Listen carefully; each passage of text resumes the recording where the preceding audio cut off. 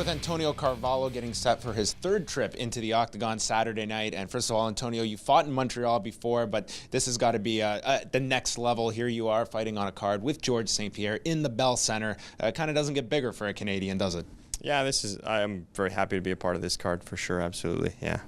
Can you tell us a bit about, your first trip against Felipe Arantes, going into Brazil for that one, and kind of the comparison against the Daniel Pineda fight in Calgary? You've had two very interesting locales, so to speak, for your two fights thus far inside of the octagon. Well, clearly in Brazil I didn't have local support, so obviously that's a big one. It was just a better night for me, I guess, in Calgary than it was in Brazil. It's just the way things are. I mean, I fought the best that I could in Brazil, and I fought the best that I could in Calgary, and one was a good result, the other one not so good. So. You are coming off that incredible performance against Pineda, someone that a lot of people had a lot of high hopes for at 145, and Antonio Carvalho comes in showing off those hands, and then unfortunately another Canadian in Ryan Jimmo stealing that knockout bonus away from you that night. Yeah. But how did you feel just with that performance against Daniel, who a very interesting prospect at 145? Yeah, he was. I was genuinely afraid of him.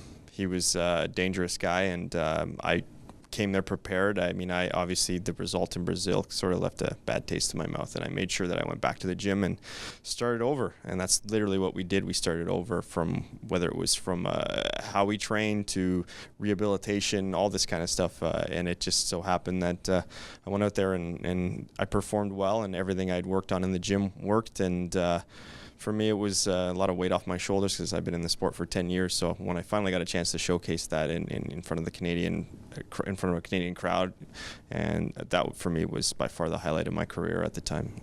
You're taking on a fellow veteran here in Rodrigo Dam. He's, of course, coming off The Ultimate Fighter down in Brazil. We saw him perform very well at UFC 147, a fellow black belt as well. Do you feel that we're going to – sometimes you see that when you see two black belts, sometimes that gets nullified and it does become a striking battle. Are you confident should this be standing? You are the superior striker, and coming off that Pineda fight, I think a lot of people are kind of favoring that.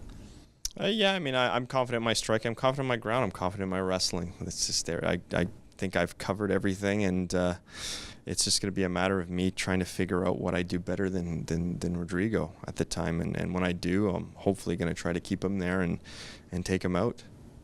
Just in the couple of days leading up, just before weigh-ins, what are some of your traditions, your rituals as you get set for a fight? To just take us through kind of any traditions you might have going into a big fight. I really don't have any traditions, just hanging out with my friends and enjoying the time here, being in the UFC especially.